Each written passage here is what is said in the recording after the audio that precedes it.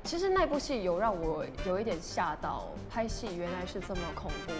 我是在想，哇天哪，那真的这件真的是一件我可以做的事情吗？现在的我看回去说，没有拿这些奖是应该的。当初是凭什么觉得自己很厉害？我觉得这个是一个很大的学问，如何去表达你自己是一个非常大的学问。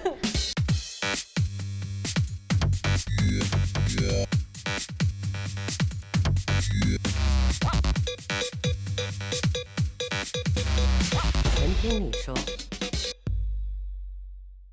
你也知道，思甜因为长得高，她的脸就有一副贵族高贵的气息。谢谢。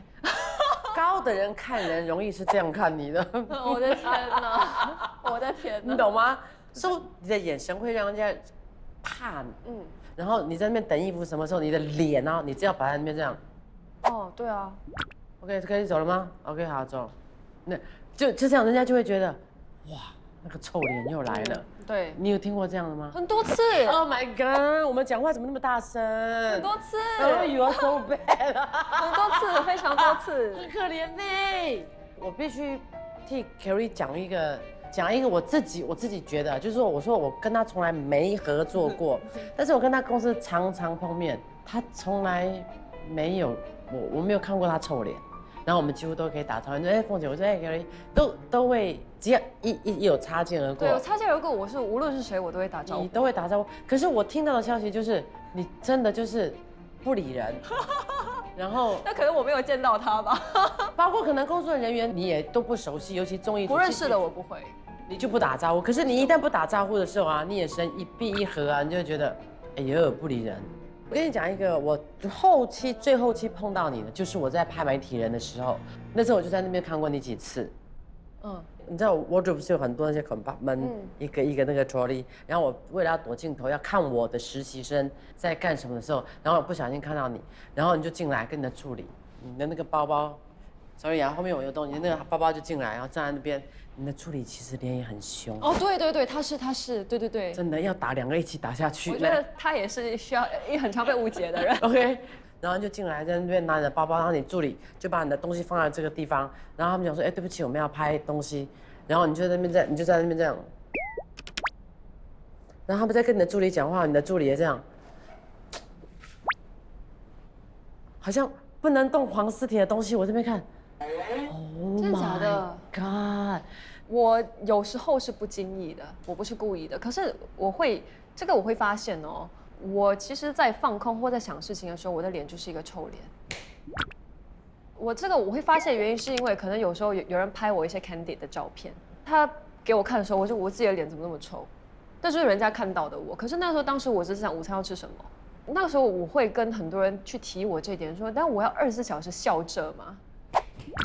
那我其实这个真的有一点困难，就是我很为难，说我现在是想怎么办？我是要时时刻刻在公司都要去注意自己的脸部表情，才不会让人家误会我吗？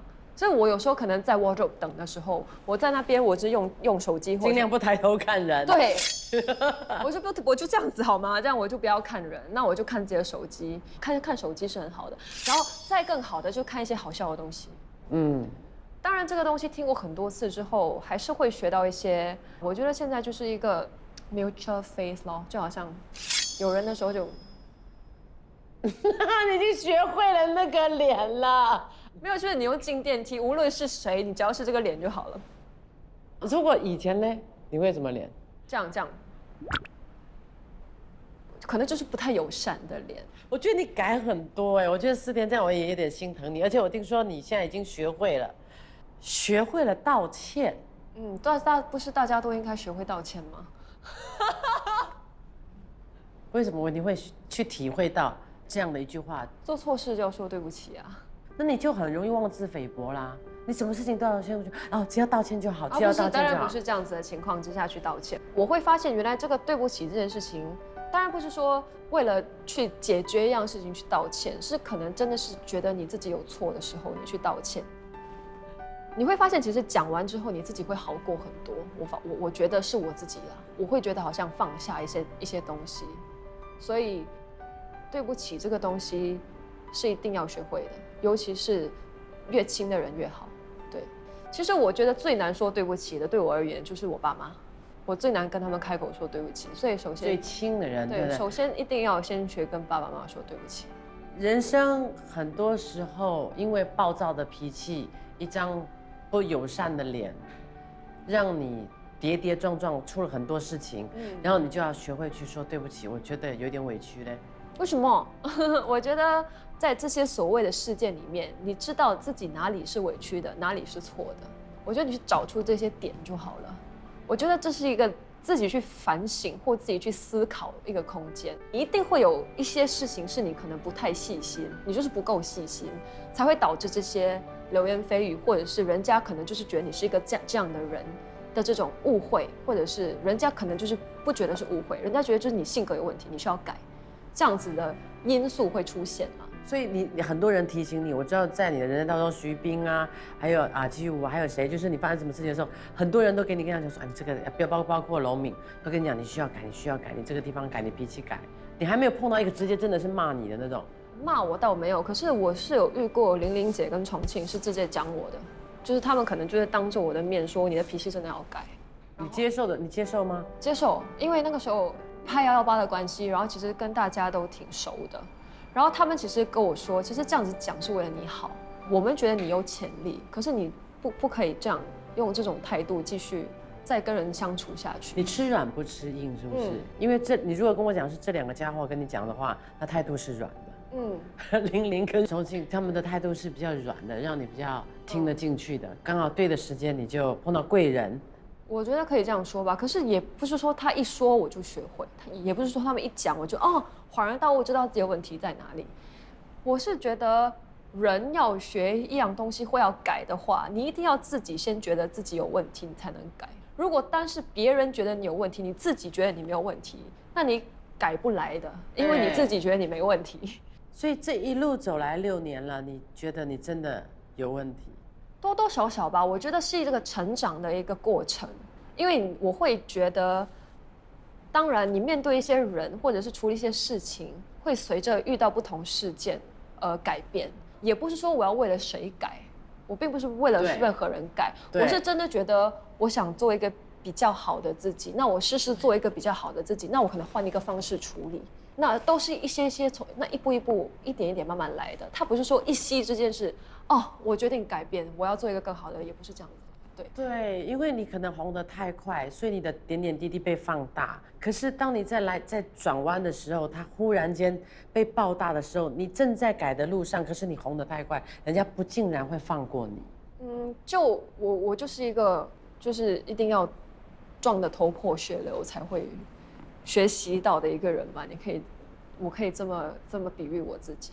我明白，我是那种不见棺材不掉泪，不掉泪到最后一关，我不知道事情闹得这么大，然后到最后还是去面对呗，然后去改吧，然后很多朋友的劝服跟辅导，跟公司的一些帮助，对，就是你人生碰到过最大的那个坎的那一件事情，我挺替你心疼的。其实这件事情全新加坡都知道。我就是把看作，如果你是我孩子，我很舍不得。其实我已经不容易啊，孩子。其实我是觉得，我觉得最重要的事情就是要面对，你只有要面对，你才可以度过。所以不容易。什么叫做面对？你告诉我，我也碰过好多事情，怎么面对？其实你讲真的，我现在回忆起来，我不知道是怎么走过的。我其实我还是一个很迷糊的状态，然后我也有不同的阶段，我觉得我有不同的阶段。其实我这件事情，我最心疼的还是我父母。是，对，然后我是一个报喜不报忧的人。去年这件事件的时候，由不得我要不要去跟他们说。我想说一件很糟糕的事情，就是那新闻出的那一天是我妈的生日啊，5月14号，你永远都记得。然后那个时候我人不在新加坡，我在印尼拍戏，我不在家，只是我在想我要怎么先让爸妈知道，然后先告诉他们要有这个心理准备。然后我就是发我妈简讯，然后我跟他们说，明天你可能会看到新闻，你明天会看到我的新闻。可是跟他们说，其实没事的，很快就过去了。然后我叫他们就是说不要太担心我没有事。我跟我妈说生日快乐，对不起。对，就是你还跟你妈讲生日快乐？就我妈生日啊。你妈回答你什么？照顾好自己。只是我很心疼我的父母。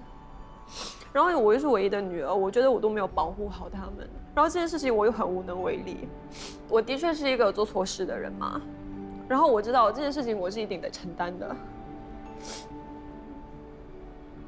就是我自己一定要面对嘛。可是那些人骂我算了，他们骂我爸妈嘛。你知道网上的那些网友们，他们说话是不留情面的。那个时候，我真的觉得，我不知道怎么去让我爸妈好受一点，因为可能当时我连自己都没办法好好照顾好了。所以我回到新加坡之后，我很不想回家，因为我不知道要怎么面对爸爸妈妈。所以我很常往朋友的家跑，一直待到我爸妈睡了我才回家。可是我会发现我回家的时候，我爸爸都没有睡。很多时候，我会发现我很常很晚回到家，爸爸都是开着灯在客厅等我嘛。他只要一看到我踏进家门，他就关灯去睡觉。他看到你回来了啊，我懂那种父母。他们不问，一句都不问，没有问。然后我觉得这是我最感谢我爸妈最贴心的地方，因为他们知道我不想说，所以他们什么都不问。我知道这件事情，他们比我还痛呢。尤其是我妈的性格，她可以忍着不问，对她来说已经是一个非常非常大的事情了。对，你要想这件事情闹得这么大，我爸妈的朋友们都一直来问东问西或什么东西，然后这些也是他们也在承受一些我不知道的事情。所以我觉得经过这件事情，你还学不会说对不起的话，那你就真的太过分了。我跟自己说，既然你没有办法让时间倒转，当然没有人会愿意希望它发生嘛。可是如果既然它已经发生了，然后它也没有办法去改变的话，那你只能去看一下事情你学到什么吧。我觉得至少我看清很多人啊，比如说，至少我会知道谁是我的朋友啊。所以对于一些朋友，就算他们不闻不问，我觉得没事，我是真心可以接受的这种。可是有些就会选择在一些场合上面说一些话，在那种情况之下会伤害到我的话，就会让我觉得很难过的话。其实那个时候我自己本身觉得，当下的难过相比之下，其实那个难过其实不算什么，只是你回过头会看的话，你会觉得这样子的话，我觉得没有缘分做朋友，我觉得那就算了吧。那对我来说，我觉得是件好事，因为毕竟锦上添花的人会很多，可是你要雪中送炭的人其实真的没有几个。我记得我上警察局录口供，录到半夜3点，那个口供室只有我一个人能进去，我的朋友坐在外面陪我等到半夜3点，然后他也没有回家。那个就是朋友。对，他就是在外面等我。那个是你什么时候交的朋友？那个是我中学朋友。最初最单纯的那些朋友，当你历经社会了很多磨练之后，还在的朋友，对，原来是最初的那一挂最纯情的朋友。是。有时候当发生最糟糕的事情的时候，你以为走不过，可是当你回头看的时候，你就觉得你那边给你上了一堂很重要的一堂课，你看清了谁是人，谁是鬼。就是非常非常大的一件课程。当然我知道我让很多人失望，我唯一能做的就是在未来的每一步和跟现在的每一步，我会尽量的尽自己最大的能力去把自己跟自己要做的事情去做好。你都没有恨任何一个人吗？现在的我不会，我觉得就算现在真的给我找到那个人是谁，或者是我知道那个人是谁，我也不会做什么。对。可是你那时候有没有担心你的前途可能就此毁了？当然有啊，当然有啊，那当然是一定会想到的事情。我觉得我那个时候，我其实想消失，我公众人物，我想消失在人群中，就是我不希望有人认识我，我不希望有人记得我是谁，然后我不想面对人，我需要看到人我会怕，其实到今天还是会有，到现在如今这个时刻，还是有一丁点会有这样的感受，时时刻刻会出现。我就是不想出门，然后我每天就窝在房间里面，在房间我不吃饭不喝水，然后是一个挺难熬的一个时刻，然后我就是一直想睡觉，因为睡觉是最棒的，因为你睡觉的时候你就不在这个世界。对，你睡觉的时候你是一个短暂不在这个世界的一个状态，我觉得那个时候那个状态是我最喜欢的状态。我想问你哦，你有没有想过，如果你还要再继续这个行业，它多多少少就一定会被再拉出来谈一次。会啊，我已经那个报道啊，或者是在网络上，以前杰干的那些鸟事，因为没有网络嘛，所以少记载了一些，除非有心人去贴它。现在这些东西反走过必留下痕迹，网络铺天盖地截取，动不动就要再报道，甚至于有一些很无趣的主持人，你也不懂以后会不会碰到，把它当做一个玩笑，然后把人家最痛的事情当做玩笑，我常常被拿来玩，那你也很 tough 哎，我就面对啊。Are you ready？ I don't know， but 我就是。我觉得总会有好起来的那一天的。刚刚开始复工的时候，就是一件特别难的事情，因为这就是你刚开始要面对人群的时候，然后你明明知道大家都知道你发生什么事情，对，那个感受真的是很不好受。对，我觉得那个真的特别不好受。那个点滴恩情，人有时候跌倒不是件坏事。对，你会更懂得感恩。没有错，我其实也记得当时事情刚发生的时候，我其实还在剧组里面拍戏，我还没有收工的。对，其实大家都知道事情的发生，然后我还是有遇到一些非常非常贴心的。我记得当时我要跟监制说谢谢，就是当时我在拍《万里挑一》，我要跟丁美莲监制说谢谢。对，因为他真的，他很细心，他真的非常，如果不是他的话，我可能就是不知道要抱着一种什么心态去走下去。他其实是第一个告诉我，这个事情只有你自己可以面对，没有人可以帮你的。他说你一定要自己坚强起来，然后他说你一定会走过去的，一定会走过去。可是现在就是你要走过去的第一步，就是你一定要出来面对，你不可以选择逃避。所以我对他，我真的是想跟他说声谢谢。然后其实之后时不时他都会有问候我怎么样，过得好不好。那我觉得其实很多人工作完了就不需要了。对，工作完了结束了就是哦，拜拜，谢谢合作，下一次见这样子嘛。可是不是很多人就是在工作结束之后还是会继续去关心你，去问候，这个是非常难得的，我自己觉得。是美玲她有，因为她从驻导出身，她也是妈妈，然后现在成为了一个监制，我觉得她真的是很有心的一个。所以我非常开心她调来戏剧组。我也很开心她去戏剧组。话中有话。对呀，你网友问你的话是多到要另外一个发嘞。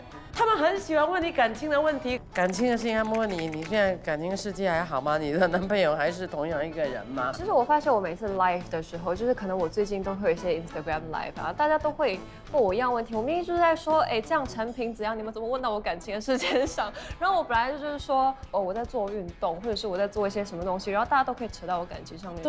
对，很多好多都是感情。我觉得就是大家真的是。谢谢你们这么关心我的感情世界。不过我觉得，因为我经历过一些事情，然后我觉得我现在最在意的一件事情，就是我得保护一些我身边很亲的人，然后他们其实并不需要去受到这些关注的人，无论是谁都好。然后我想跟所有关心我感情世界的人说，有一天我结婚，我一定会跟大家说，哎，我要结婚了，谢谢大家，现在你们可以来恭喜我了。我觉得在我决定结婚之前，所有东西我都会选择保护我的身边的人。我可以跟大家说，我现在的状态很好，然后我很幸福，我开心。好，那我们就，感情的事情我们就把它放一边。你的华文比英文好，还是英文比华文好？当然是中文比英文好。真的好棒哦！我第一次听到这个年龄的人才26岁，华文比英文好。因为我家里都是说中文，我是上了小学之后才开始学英文的。好难得的这样的年轻人，真的华文，我老实告诉你，华文比英文难学，就是我自己本身对中文是非常有兴趣的。很难得，很难得。在目前为止，你在新传媒有没有合作过艺人当中，你最想要再和哪一位合作的？其实我发现跟我演戏的人都蛮有戏缘的，就是好像合作过一次，就好像蛮快就会碰到第二次。那有没有还没有合作过，但是你很想合作的人？哦，我没有跟文芳姐合作过。他已经不算新传媒了。对，就是因为这样子要碰到的那个机遇会比较难。你刚刚讲了，你是你们家的掌上明珠，你父母亲对你的影响非常的大，尤其你的爸爸，对，他是你生命中非常非常重要的男人，而你却在这么 take for granted， 在你 parents 这么疼你的情况下，你却走过很叛逆的青少年期。是的。你在节目中有说过，就说你叛逆啊，你拿家里的钱啊，跟朋友出去玩。其实我相信，如果我开口的话，爸还是会给的。可是你就是不想，你就是想直接去拿，然后就是我不知道我是抱着什么样的心态会觉得他们不会发现，我也不清楚。然后最糟糕的事情就是有一次你妈口红不见，然后她也觉得是你偷的，然后你跟她争吵。对，然后那个时候是我第一次觉得很委屈，因为真的不是我做的，不是我做的就是不是我做的嘛。然后我妈就跟我说，全家除了你还有谁？我说哇，那个时候我就觉得太过分了，这个太过分了。后来发现真的是她自己弄不见，然后她自己找回来。对，可是你更可怕，你居然还报仇自己的妈妈，去骗爸爸说你妈打你。其实那个是一个很大的你怎么这么坏了你？我那个时候太小了，我其实印象中我真的不记得，我真的觉得他有打我，可能为什么他说他没有啊？我爸那时候在英国念书，就是长期都不在家嘛，然后我就打长途电话去跟我爸爸诉苦，然后我爸叫我去画了一幅画，说你把当时发生的情景画出来，然后先不要哭，不要生气，好不好？然后我记得我爸就打给我妈吵架了，他说你干嘛打我女儿什么之类的。那个说，然后你爸对你的教育是这样啊？发生什么事情叫你用画的啊？那个时候的他是为什么会用这样的教育？你觉得这个最终是有什么启发吗？其实我不知道哎，启发就是发现我是一个对画没天分的人吧。你爸以为一厢情愿的以为你会有，我爸可能觉得可以激发一下什么艺术啊、艺术细胞之类的，发现原来就是功亏一篑，因为他就是一个对画没天分的人。所以你当初的那些画，你有留下来吗？有，我有带来。我的天哪，这是什么东西啊？你看这东西就知道，你看就知道我对画画的天分在哪里。几岁？这个我有写日期，我看一下啊，20年前的1月。2000年6岁咯，我6岁，对，这个很好笑，因为这个东西，等一下先讲一下这个人是谁。这是我妈妈骂我，妈的，我哭 ，me I cry， 然后 I phone for my father， 我打电话给我老爸，我还是在哭 ，I am still crying，my father said， 可怜哦。天，你念出来好尴尬哦！我天哪，我替我自己觉得尴尬。然后 my father called me to draw， 爸爸叫我画图画。然后这个很好笑，这是我妈妈自己加进去的。甜甜，妈咪心情不好，骂你不是有心的，对不起 ，OK 哦。对，然后就是我妈自己回我，然后她就是发现我难过，然后这就是我6岁的时候跟我爸妈的互动。我的天哪！然后妈咪最爱的就是你，哦，你家人好爱你哦。我的天哪，你真的搞不懂，你父母亲这么爱你，然后你还去诬赖你妈。我真的有诬赖吗，妈咪？这个回去我要跟你问清楚，我真的有诬赖你吗？怎么我印象？如果我是妈妈，我会很伤心。这件事情不是你记一辈子，是我记一辈子。我现在这件事情真的是我记错吗？然后你妈放下身段自己写这些东西，好感人。对，没有其他幼稚的话吗？啊有哎，天哪！我讲幼稚的话，你还有哎？我怎么会有？我讲话很毒的嘞。你看我们家3个人，你看我在画什么东西啊我？请问这个是爸爸啦，这个妈妈啦，为什么你妈永远是方形的？你比较像你爸是吧？你把你爸跟你画的比较像，你妈好像永远偏离自己在一个地方，然后方形的。其实我也不知道为什么哎，我的天哪！这个我觉得这个也挺有趣，这个是我完全没有印象是什么时候画的，这个应该是我爸去美国工作的时候我画的。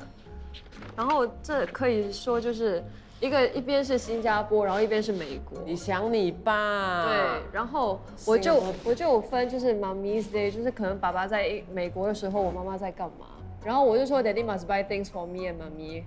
一直要记得要叫爸爸带礼物回来，然后这是我在学校，就是我在考试，这个就是爸爸的晚上，就是爸爸回到家，然后 come back， 就是打电话，然后要回来看我的成绩，然后 ask him to call us every day， 应该就是我小时候。这是爸妈给你留下来的，对你来讲，这些全部都是爸爸留下的。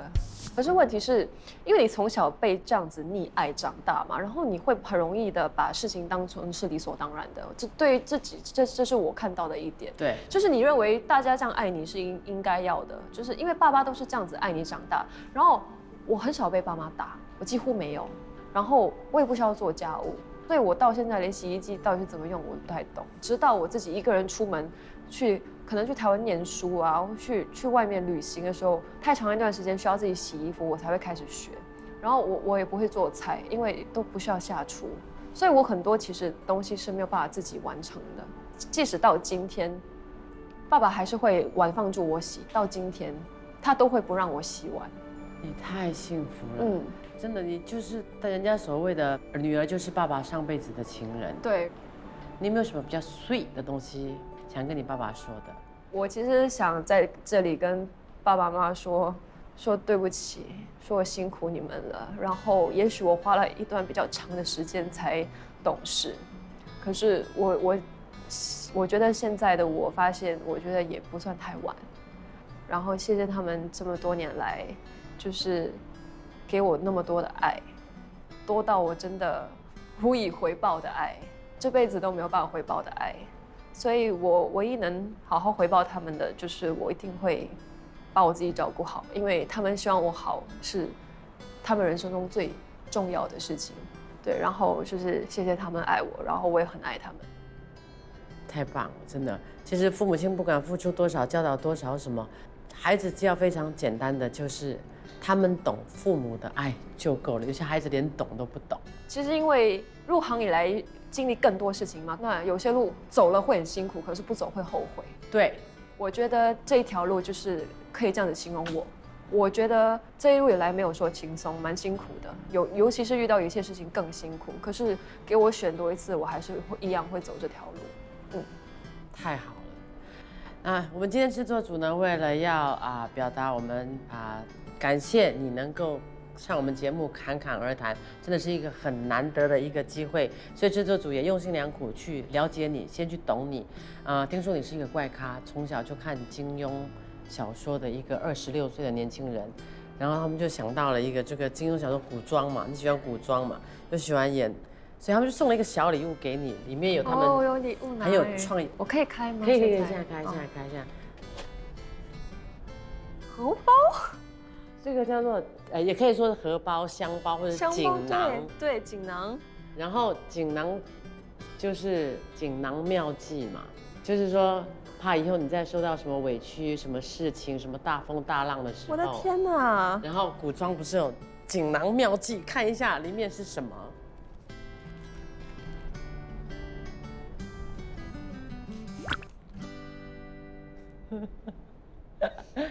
里面写什么？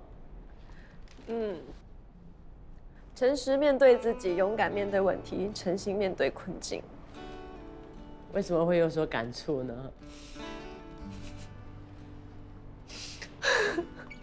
我不知道，可能我今年发生的事情太多了，然后有一些事情真的是多到外面的人都不知道，因为有一些问题太私人了。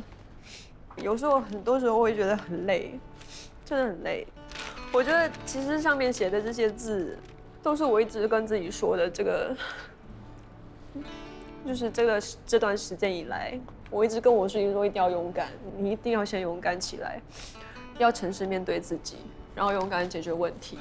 所以无论多辛苦，你都要勇敢，就是无论怎样，事情一定会好起来的。所以你一定要先勇敢，你只有自己先勇敢，你才可以让身边人过得更好。你一定要自己先没事，你才可以跟身边人说没事。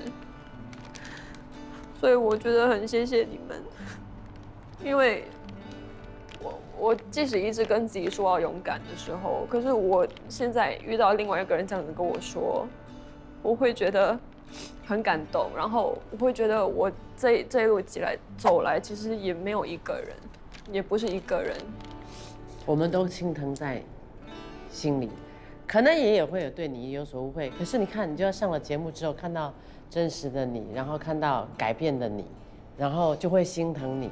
在这边，我就当作是一个主持人，或者是一个姐姐，或者是身为一个妈妈，或者是你们当我是一个艺人也好，我不知道讲话会不会偏激了一点。我们都是人，我们是艺人，我们接受着大家的众人的掌声跟吹捧着，一点点风吹草动，我们就会被万箭穿心。真的是如履薄冰的在走着自己以为很光荣的事业。但是现在网络科技太发达了，如果我们有任何的错，任何的过去，任何的不对，请你们将心比心，手下留情。人这一辈子不可能永远顺风顺水、顺遂遂，总会有碰到坎坷的。不要落井下石，也不要再去伤害人家。当人家碰到困难的时候，你可以躲远一点，你不用拉他一把。但是你真的不需要这样子去网络霸凌他。但是谢谢你们曾经疼爱过他，还有一直支持他的朋友。对，我就是想说，还是有很多善良的人在网络上给我很多很正面的一些鼓励。那我还是想在这里跟你们说一声谢谢。无论谁看这个节目也好，我说无论我认不认识你，你们其实随便在社交媒体上面跟我说一声加油，对我来说都是非常暖心的加油。所以我想在这里跟所有在我难受的时候有鼓励过我的人说一声谢谢。对，这个对我来说是非常重要的。然后谢谢所有在我最不堪的时候没有放弃我、愿意给我机会的人，然后不会让这些人再失望。这个东西我一定好好说好，这个东西这对我太珍贵了。最后一个小问题想问你，最后的人生目标，你会以事业为最大前途，还是以结婚为最大的考量？我觉得就是演戏是我一辈子都会做的事情。因为我可能真是很喜欢这份工作，然后我很享受这个过程。可是我觉得我还是想要有自己的家庭，还是想要有自己的小孩，所以可能之后的重心会不知不觉慢慢移走。可是这会是我一直会做的事情。看到你有这样恒心，也希望珍惜我们新加坡的人才，也希望思甜能够在事业顺意、感情能够如意，然后面对将来无论什么事情，没有事情可以再打倒你。你会越来越好的。是的，谢谢凤姐，祝福你，谢谢你上我们节目，谢谢你们邀请我来，真的非常谢谢大家。这个照片你们要保留啊，等下不见啊，很珍贵啊。他很有钱呢，他很小就去巴黎铁塔 ，OK？ 是真的巴黎铁塔啊不对，真的因为五报别墅啊。后面那个你以为是那种哈基呢